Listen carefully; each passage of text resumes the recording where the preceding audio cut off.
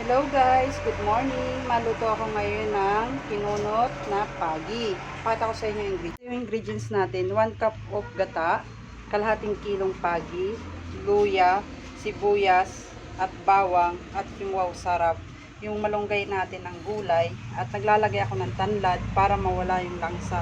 At malasa ang gata with sili na green at pula. Ayan, ito yung asin, paminta, at mantika. Gigisa na natin siya ngayon.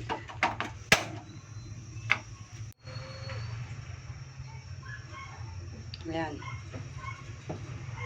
Ayan. Okay na yung ating mantika. Lagyan na natin ang sibuyas. Sunod na natin ang luya. At ilagay na natin ang bawang.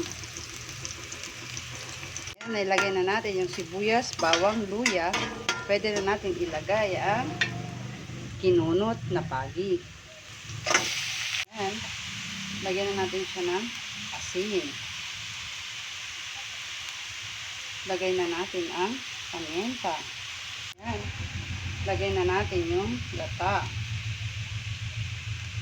Ayan. Paglagay na natin ang gata, hindi nawala, lagay na natin ang tanlad. Tapos, ang sili.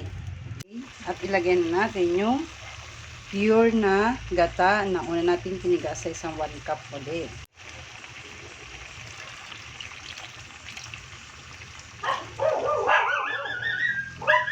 Lalagyan tayong kaunting asin kasi matabang. Nilagyan natin.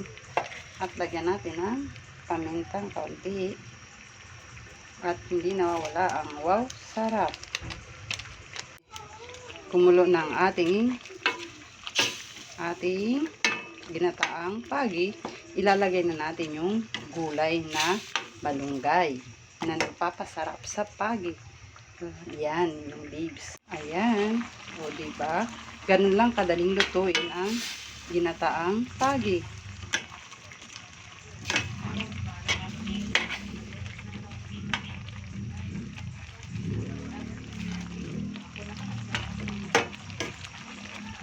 Ayan, tikman na natin.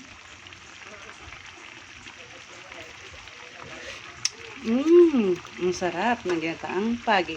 Okay na, luto na.